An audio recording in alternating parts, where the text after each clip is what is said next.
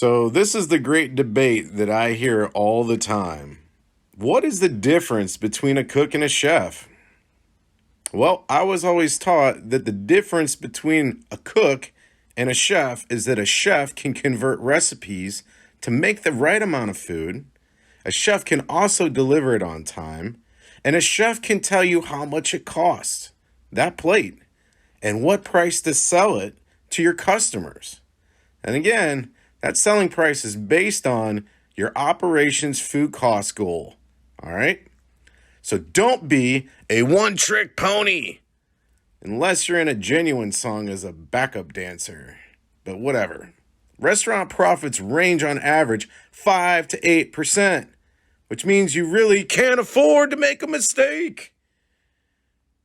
So, if you aspire to enter management or become a chef or own your own business, math is absolutely vital. So message me below, and together, yes, you and me, together, we will learn culinary math. So let's stop talking and let's start doing. Hashtag, we got this.